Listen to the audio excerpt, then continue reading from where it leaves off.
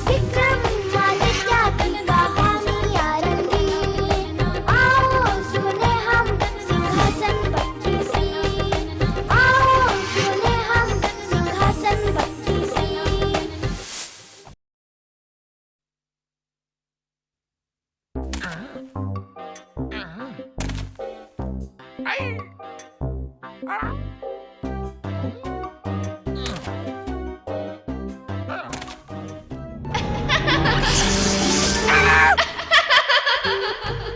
ठहरिए राजा भोज, सिंहासन पर बैठने की बहुत जल्दी है क्या? हाँ, आप कौन है? मेरा नाम विद्यावती है। विद्यावती जी, ये सिंहासन मेरे राज्य में मिला है और अब मेरे दरबार की शोभा बढ़ा रहा है, और मैं इस राज्य का राजा होकर भी इस सिंहासन पर बैठ नहीं पा रहा हूँ। हे देवी, सिर्फ एक बार आप मुझे इस सिंहासन पर बैठने दीजिए। मैं सब जानती हूँ, परंतु ये सिंहासन उसी राजा का होगा जिसके अंदर महाराज विक्रमादित्य जैसी योग्यता होगी। मैं जानता हूँ, 16 दिन से आप लोग ऐसी कहानियाँ सुना रही हैं जो कार्य मैंने किया ही नहीं, परंतु अब मैं इस सिंहासन पर बैठना चाहता हूँ। ठहरिए राजा भोज, आज मैं आपको एक कहानी सुनाती हूँ। ठीक है, सुनाओ। हमारे महाराज विक्रमादित्य राज्य की व्यवस्था देखने के लिए किसी भी समय किसी न किसी क्षेत्र में पहुंच जाते थे। एक रात वे भेष बदलकर घूमते हुए एक झोपड़ी के पास पहुंचे। ऐसा है तो तुम्हें महाराज के पास जाना चाहिए और उनसे ये सारी बात कहनी चाहिए। तुम क्या चाहती हो कि हम अपनी खुशी के लिए महाराज का जीवन खतरे में डाल दें? नहीं, मैं बस चुप रहो। आखिर ब्राह्मणी किस लिए ब्राह्मण को हमारे पास आने के लिए कह रही थी? ऐसी क्या बात है? हमें अंदर चलकर स्वयं उनसे पूछना चाहिए। जी कहिए, कौन है आप? हम इस राज्य के राजा विक्रमादित्य हैं। महाराज, आप मेरी झोपड़ी में आइए, अंदर आइए। हम यहाँ से गुजर रहे थे और आप दोनों की बात सुनकर रुक गए। हमें साफ साफ बताओ, तुम्हारी पत्नी तुम्हें हमारे पास क्यों भेजना चाहती थी? महाराज, बात यह है कि हमारे विवाह को 12 वर्ष बीत चुके हैं, परंतु हमारा ये आंगन एक नन्हे बच्चे की गुण से वंचित है। संतान का होना या न होना तो भाग्य की बात है। तुम ये बताओ कि हमारी जान किस तरह संकट में पड़ सकती है? महाराज, कल मेरे सपने में एक देवी आई और उन्होंने कहा कि यहाँ से 30 कोस दूर पूरब दिशा के जंगल में कुछ साधु सन्यासी और तपस्वी एक विशाल अग्निकुंड के सामने बैठे साधना कर रहे हैं। वे भगवान शिव की उपासना करते हुए अपने शरीर के अंगों को काटकर हवन कुंड में झोंक रहे हैं। उन सभी का विश्वास है कि भगवान शिव उन्हें दर्शन देंगे और घबराओ नहीं, बताओ और क्या कहा देवी ने? महाराज, देवी ने कहा कि अगर राजा विक्रमादित्य वहां जाकर अपने अंगों की बलि दे और भगवान शिव को प्रसन्न करके हमारे घर पुत्र होने का वर मांगे तो मेरी पत्नी की गोद हरी भरी हो सकती है। महाराज, हम आपको वचन देते हैं कि आपका आंगन सूना नहीं रहेगा। आप धन्य है महाराज, आप धन्य है।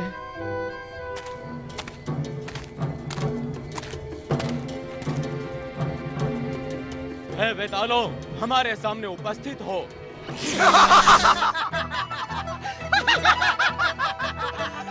प्रणाम महाराज। क्या हाल है?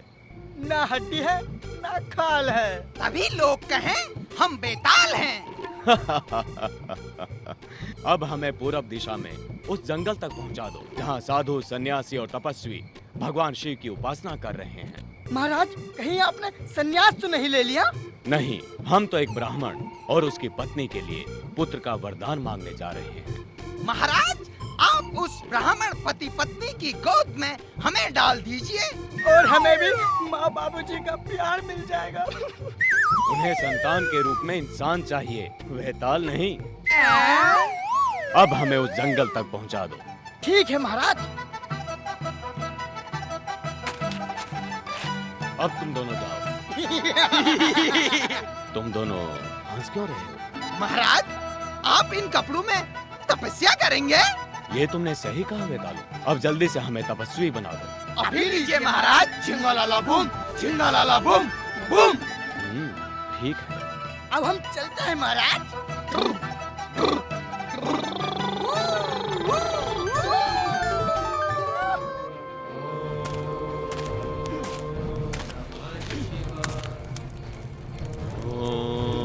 नमः शिवाय।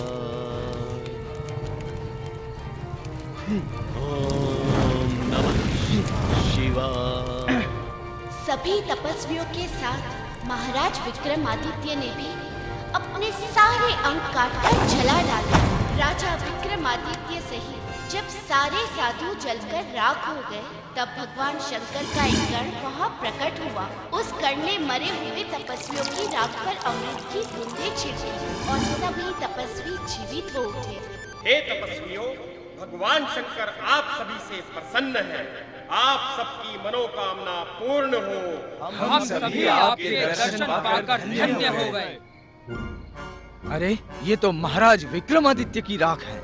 लगता है भगवान शिव का वो गण इन पर अमृत छिड़कना भूल गया। अब क्या करें? हम सभी को महाराज के लिए भगवान शिव का तप करना चाहिए।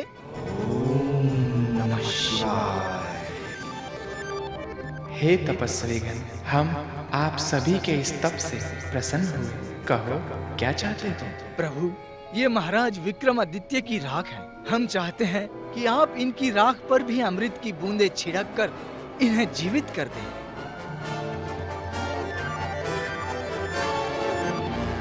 हे राजन, हम आपकी भक्ति और साधना से प्रसन्न हुए।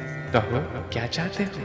प्रभु, यदि आप कुछ देना ही चाहते हैं तो हम अपने राज्य के उस ब्राह्मण और उसकी पत्नी के लिए संतान मांगना चाहते हैं। ऐसा ही होगा। ये कमल का फूल जिस परिवार में रहेगा, वहाँ का आंगन सदैव बच्चों से भरा रहेगा और साथ ही धन की भी वर्षा होती रहेगी। हे विक्रमादित्य, एक तुम्हारे लिए है और एक उस ब्राह्मण पति पत्नी के लिए है।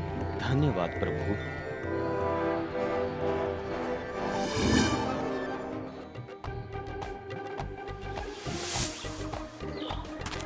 हे वेतालों, हमारे सामने प्रकट हो। कहिए महाराज। हमें हमारे नगर वापस पहुंचा दो। अभी लीजिए महाराज।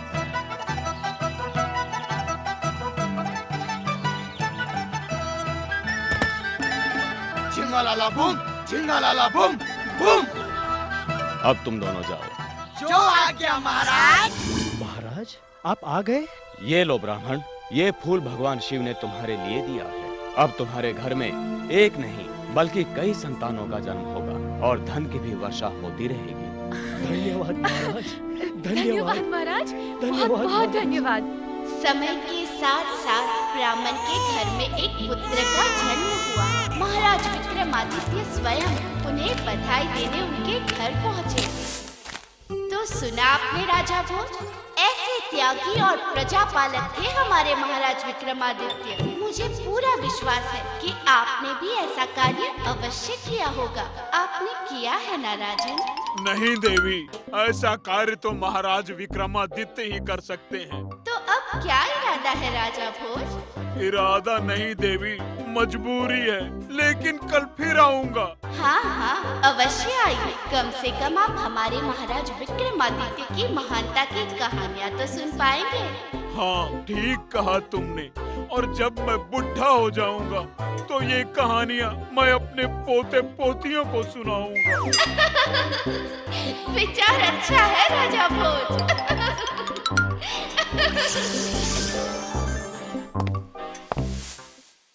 दिन चुक तनाक तनना, दिन चुक तनाक तनना, दिन चुक तनाक तनना, दिन चुक तनाक तनना।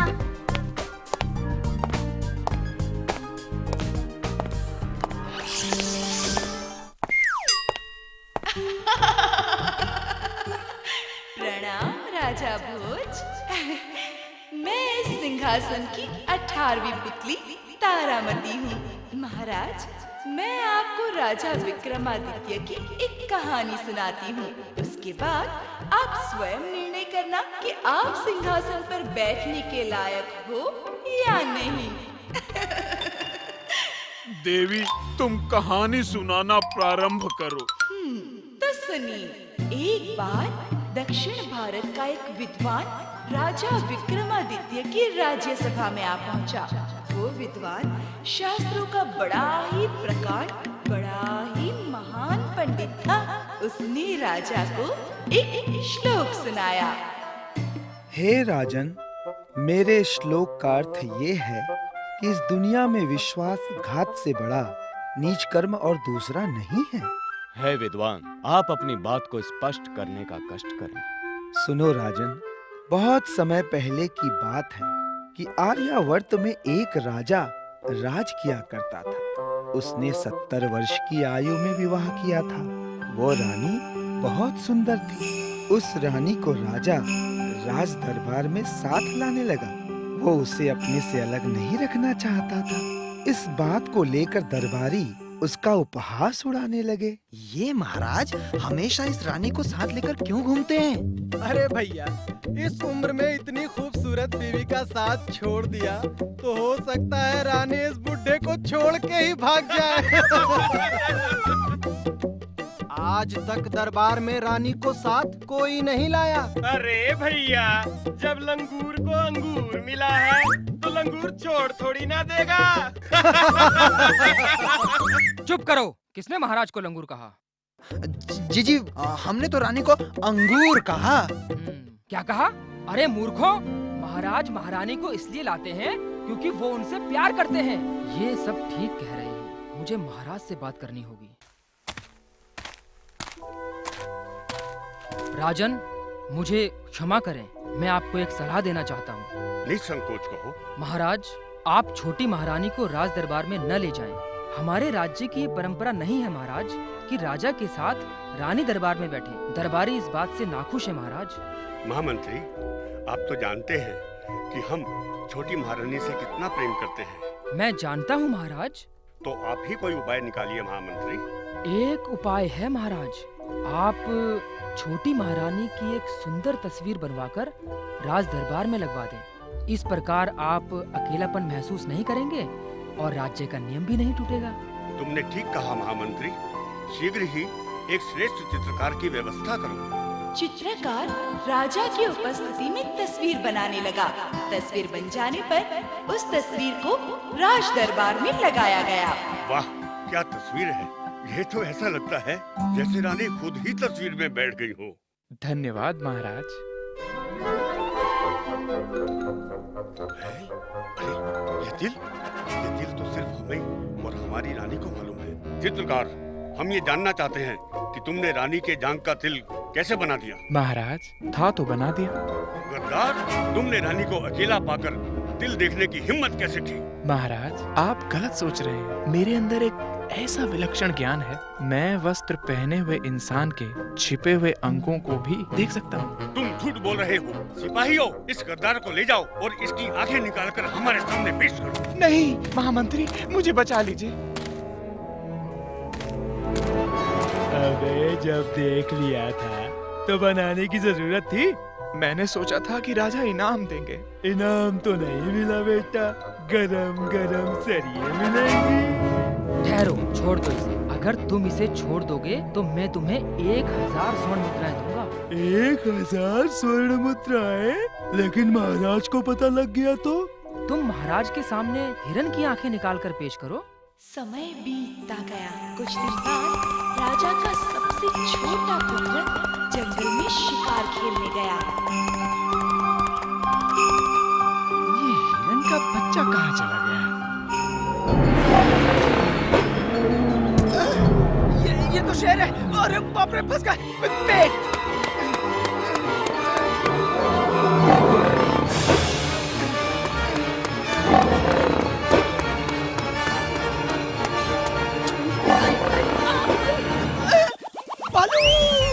मैं भी तुम्हारी तरह हूँ भाई।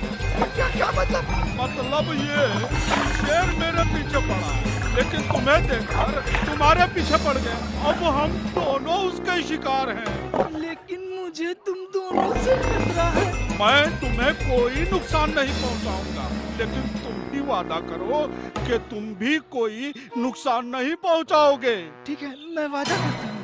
समय बीतता गया, रात होने लगी।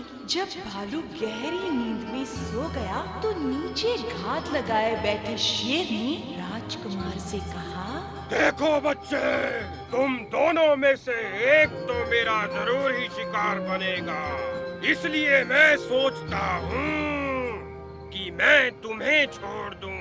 क्या सच? लेकिन एक शर्त है, तुम भालू को नीचे गिरा दो। ठीक है, अभी लो। धिक्कार है, धिक्कार है तुझे। तूने मेरे साथ विश्वासघात किया है। धिक्कार है। भालू की बात सुनकर राजकुमार को ठेस पहुंची और वो अपनी बोलने और सुनने की शक्ति खो बैठा। राजा ने अच्छे वैद्यों से इलाज कराया, परंतु किसी को उसकी हालत समझ न आई। क्या हुआ महामंत्री, आप उदास क्यों हैं? चित्रकार, राजा का छोटा बेटा न बोलता है और न ही सुन सकता है। इससे पूरा राज्य परेशान है। महामंत्री, मैं उसका इलाज कर सकता हूँ। लेकिन तुम इलाज कैसे कर पाओगे? राजा ने तुम्हें पहचान लिया तो? नहीं पहचान पाएंगे।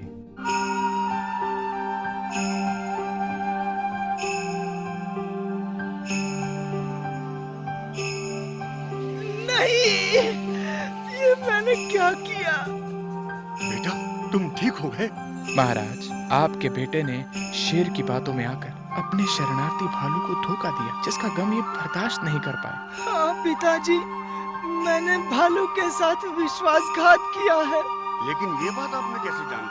ठीक वैसे ही जैसे बिना देखे चित्रकार ने आपकी पत्नी की जान का तिल बना दिया था। ओह, तो तुम कोई वैद्य नहीं बल्कि स्वयं चित्रकार हो। आपने ठीक फरमाया महाराज, ये चित्रकार ही है। हमें क्षमा कर दो चित्रकार। और राजा ने चित्रकार को इनाम देकर विदा किया।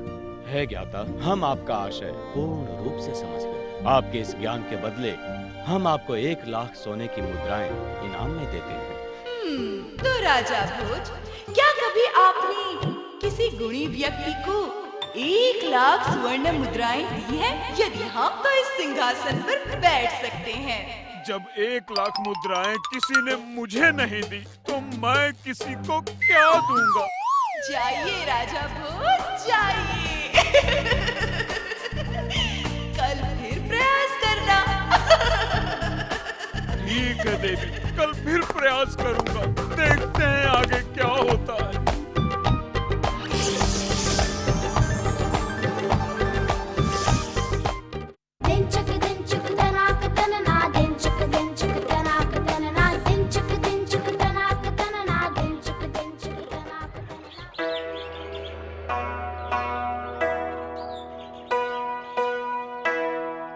हे शंकर भगवान, मुझे आशीर्वाद दें ताकि मैं सिंहासन बत्तीसी पर बैठ सकूं। महाराज की जय हो। महाराज, शीघ्र चलिए, सिंहासन बत्तीसी आपका इंतजार कर रहा है। चलिए मंत्री जी।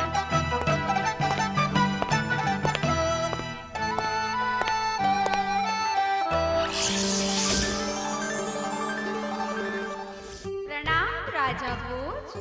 देवी, क्यों आ जाती हो रोज? अपना परिचय दो। राजन, मैं इस सिंहासन की 19वीं पुतली रूपरेखा हूँ। कहो देवी, क्या कहना चाहती हो?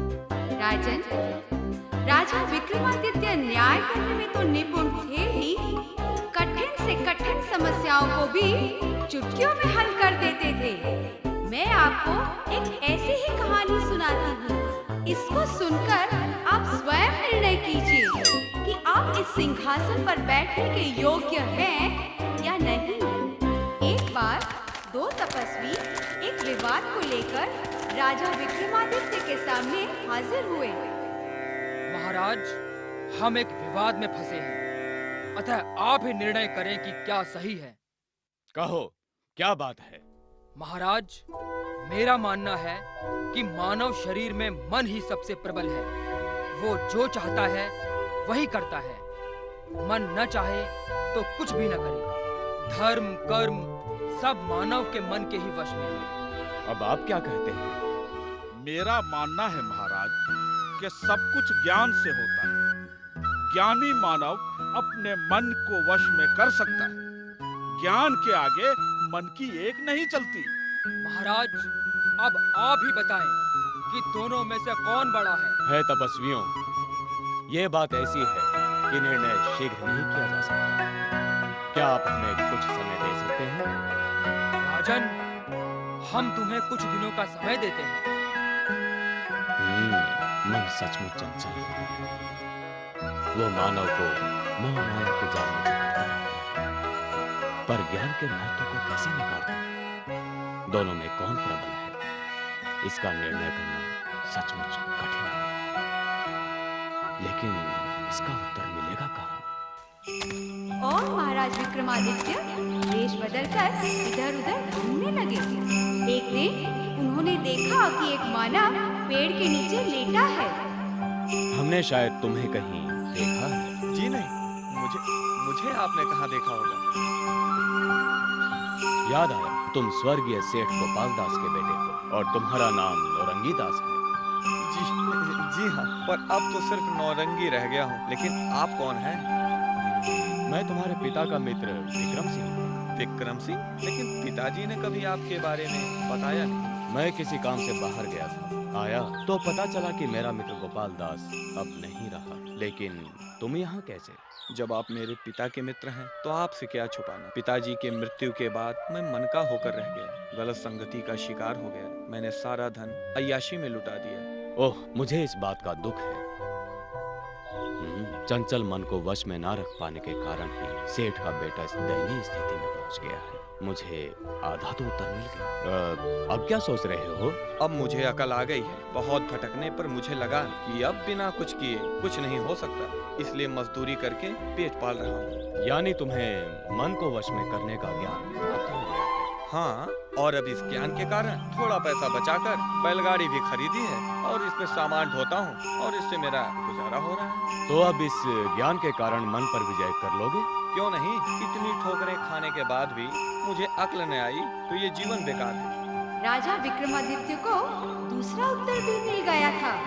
बुद्धि यानी ज्ञान के बल पर उसने मन को वश में कर लिया था। मैं तुम्हारे उत्तर से खुश हूँ। ये लो, इसमें कुछ सोने की मुद्राएं हैं। यदि सचमुच तुम में ज्ञान आ गया है तो जल्दी ही व्यापार करके पहले वाली स्थिति में पहुँच जाओगे। लेकिन आप मुझे? नौरंगी दास, हम तुम्हारे राजा विक्रमादित्य इन मुद्राओं को हमारी तरफ से उपहार समझकर रखो। प्रणाम महाराज, परंतु आपने तो कहा था। यह सत्य है कि हम तुम्हारे पिता को अच्छी तरह जानते थे और तुम्हें भी। आपका बहुत बहुत धन्यवाद महाराज। महाराज की जय हो। जय हो। महाराज, हम यहाँ अपना उत्तर लेने आए हैं। तो सुनो, मन ही मानव को भ्रमित करता है, लेकिन जो मन को नियंत्रित कर लेता है वो सफल रहता है। मन को ज्ञान नियंत्रित करता है, लेकिन जो मन के अधीन हो जाता है वो व्यर्थ जीवन जीता है। इसलिए मन और ज्ञान दोनों का ही हम आपके उत्तर से प्रसन्न हुए राजन। महाराज, आपने हमें प्रसन्न किया, इसलिए मैं आपको एक घड़िया देना चाहता हूँ। घड़िया? महाराज, ये घड़िया जरूर है, परंतु चमत्कारी। इस घड़िया से दिन में जो चित्र बनाएंगे, रात को वो चित्र प्रकट रूप में आ जाएगा। इतना ही नहीं महाराज, आप उनकी आवाज भी सुन सकेंगे, चाहे वो आकृति कितनी ही दूर क्यों न हो। धन्यवाद तपस्वियों। महाराज विक्रमादित्य अपने कक्ष में पहुंचकर उसकी दीवार पर भगवान श्री कृष्ण और देवी सरस्वती के चित्र बनाए। प्रभु, हम यहाँ कहाँ आ गए? माते, हमारा एक शिष्य हमारी परीक्षा ले रहा है, अतः हमें पूरी रात ऐसे ही काटनी होगी। वाकई ये तो चमत्कारी घड़िया है। उनके लिए ये घड़िया मन बहलाने का एक साधन हो गया था। दीदी, महाराज कई दिनों से हमारे पास नहीं आए, हमेशा एक ही कमरे में बंद रहते हैं। कहीं उन्हें कोई दुख तो नहीं दीदी? मालूम नहीं, हमें चलकर उनके कक्ष में देखना चाहिए। महाराज, हमसे क्या कोई भूल हुई है जो आप हमें छोड़कर इस दुनिया में आ गए? क्या ये दुनिया आपको हमसे ज्यादा प्रिय है? हम समझ गए रानी, तुम्हारी उदासी की वजह ये घड़िया है। ये लो, हम इसे तुम्हारे हवाले करते हैं। अब ठीक है? तो ऐसे थे राजा विक्रमादित्य। क्या आपने कभी इस तरह का विवाद सुलझाया है? इतनी जल्दी तो विवाद नहीं सुलझा पाऊंगा। मैं क्या, मेरे बाप को भी समय चाहिए।